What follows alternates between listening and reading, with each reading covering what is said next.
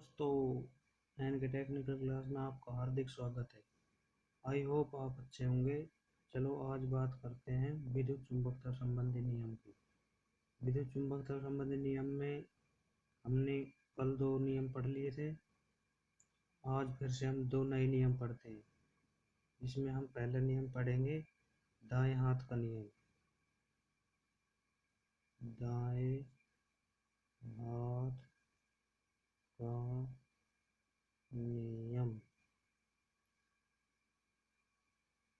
इस नियम के अनुसार हम किसी चालक को दाएं हाथ से इस प्रकार पकड़ते हैं कि हमारे हाथ की जो उंगलियां होती है वो चुंबक क्षेत्र की दिशा या चुंबकीय बल रेखाओं की दिशा को इंगित करती है या उस तरफ इशारा करती है, तो हमारा अंगूठा धारा की दिशा की ओर इंगित करता है।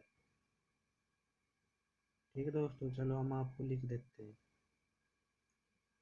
इस नियम के अनुसार हम जब किसी चालक को दाएं हाथ से इस प्रकार पकड़ते हैं कि दाएं हाथ की मुड़ी हुई मुड़ी हुई अंगुलियां चुंबकीय क्षेत्र की दिशा की ओर निर्देश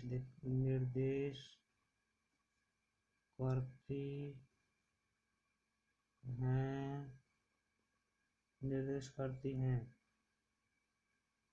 तो हमारा अंगूठा, जैसे ये होता है, हम ऐसे किसी चालक को पकड़ते हैं तो ये मुड़ी हुई अंगुलियां तो चुंबक क्षेत्र की दिशा करती है, तो हमारा अंगूठा धारा की दिशा को इंगित कर रहा है। तो हमारा अंगूठा धारा की दिशा की ओर इशारा करता है या निर्देश देता है। इशारा करता है या निर्देश देता है, एक ही बात है। मतलब कि जब हम अपने दाएं हाथ से किसी चालक छड़ को, जैसे ये आप मान लो चालक है या कोई भी, इसको हम ऐसे पकड़ते हैं, तो जो ये हमारी अंगुलियां हैं ये चालक की चुंबक क्षेत्र की दिशा को, बल रेखाओं की दिशा को इंगित करता है। जो ये हमारा अंगूठा है इस तरफ धारा की दिशा बढ़ेगी। देखो चित्र के अनुसार, जब ये है कोई, अरे यार ये भी हिल जाता है बार बार, एक सेकेंड। सही, ये कोई चालक छड़ मान लो आप, ठीक है। ये हम हाथ बना देते हैं,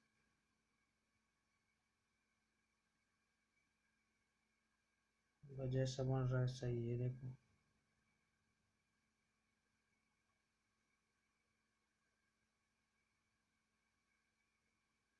ऐसे, ये हमारा अंगूठा हो गया। तो जो मुड़ी हुई अंगुली है ये ये ऐसे होगी, तो ये जो बताती है, ये बताती है चुंबक क्षेत्र की दिशा, चुंबकीय क्षेत्र की दिशा। तो धारा किस तरफ होगी, इस तरफ। हमारा दाएं हाथ का नियम यही कहता है। प्लीज़ यार चैनल को लाइक शेयर सब्सक्राइब करिएगा। अब हम दूसरा नियम देखते हैं, मैक्सवेल का कॉर्क पेच नियम।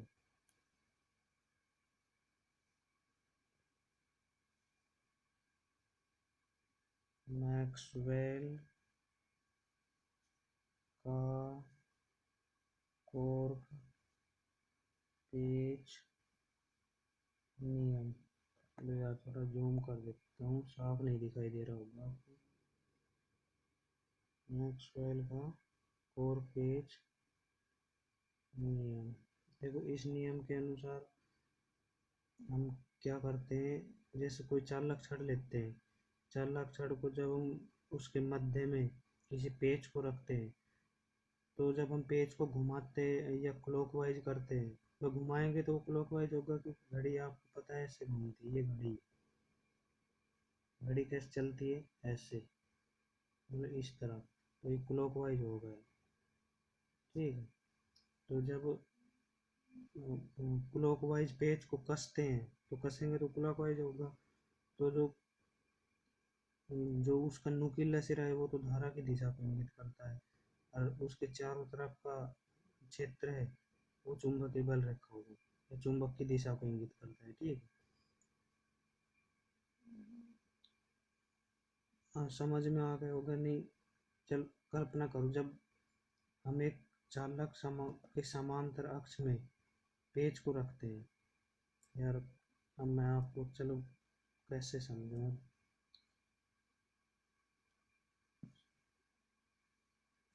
जैसे मैं आपको समझा देता हूँ। देखो भाई, ये है कोई चालक।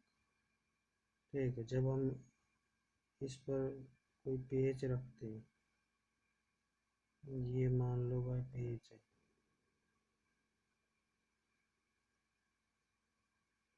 जब हम इसको कसते हैं तो कसेंगे कैसे, ऐसे कसा जाएगा इसमें।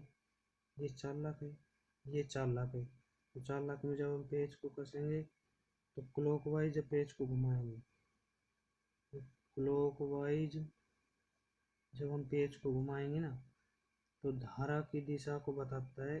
जो ये नोकदार सिरा है, मतलब इस तरफ धारा की दिशा ये हो जाएगी, धारा की दिशा को बताता है। और जैसे ये क्लॉकवाइज में घूमेगा तो जो इसके चारों तरफ का क्षेत्र है, ये और ये चारों तरफ का क्षेत्र है, ये चुंबकीय क्षेत्र की दिशा को बताता है,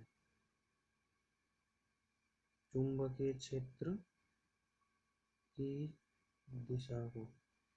इसी प्रकार जब हम इसको खोलते हैं, तो खोलेंगे तो एंटी क्लॉकवाइज होगा, एंटी क्लॉकवाइज स्थिति में होगा, मतलब ऐसे उल्टा घूमेगा ऐसे। तो जो ये धारा की दिशा हो जाएगी, ये पेज हो गया अपना, ये चालक हो गया। जब हम इसको खोल लेंगे तो ऐसे हो जाएगा ये, इसकी दिशा और धारा की दिशा ऊपर हो जाएगी। ये चुंबकीय क्षेत्र की दिशा है, चुंबकीय क्षेत्र की दिशा, और ये धारा की दिशा हो जाएगी ऊपर की तरफ। ठीक है दोस्तों, धन्यवाद।